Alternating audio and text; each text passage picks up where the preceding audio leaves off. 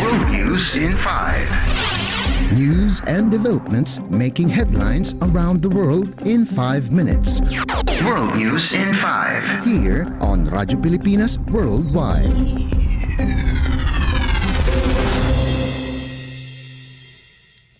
Good day. This is World News in 5 here on Radyo Pilipinas World Service.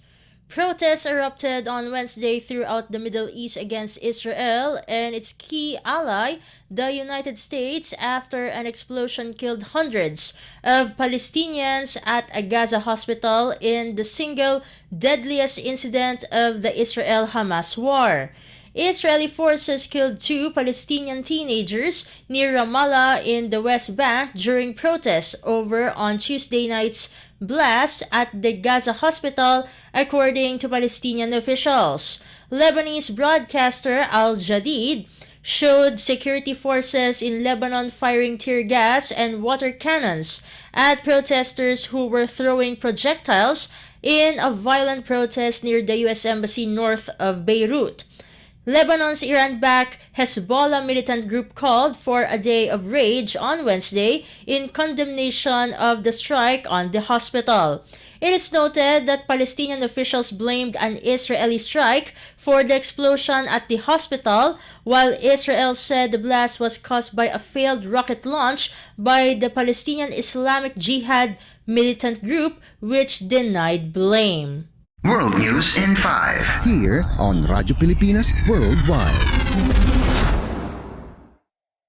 For other news overseas, as the death toll and suffering mounts for Palestinian civilians in the Gaza Strip, the United Nations Security Council remained blocked on trying to bring any relief to them while the Israeli and Palestinian envoys traded accusations. According to UN Humanitarian Chief Martin Griffiths, the pace of death, suffering, destruction, and breaches of international law cannot be exaggerated.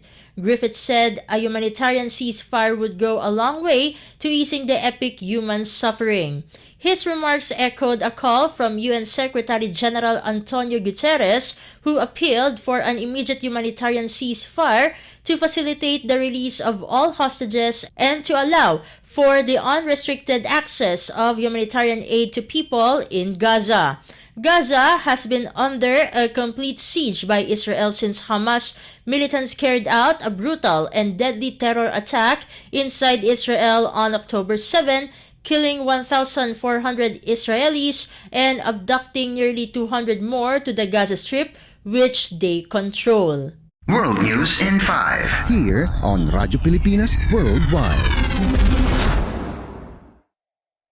For our Philippine Embassy news, the Philippine Consulate General, represented by Cultural Officer Maria Lyra Ocampo, attended the launch of Miss Jenny Austria Bonifacio's debut novel entitled Reuniting with Strangers, held at the Massey Art Society in East Vancouver last October 12. Reuniting with Strangers, a novel in stories published by Douglas and McIntyre, follows the reunification of Filipino caregiver families in Canada. The book further recounts scenes from various locations such as the cliffside town in Tagaytay Highlands, Filipino communities in the desert of Osoyos, and Toronto's Little Manila. The author takes her readers into the lives of the Filipino diaspora, revealing their experiences of displacement, estrangement, resilience, and healing. Filipino-Canadian author Jenny Austria Bonifacio was born and raised in Ontario. She draws her inspirations from poet Suvankam Tamavongsa, writer Catherine Hernandez, and novelist Wei-Sun Choi. World News in 5. Here on Radyo Pilipinas Worldwide. And that concludes today's edition of World News in 5.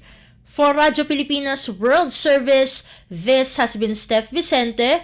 Good day and stay safe, everyone. World News in 5. News and developments making headlines around the world in 5 minutes.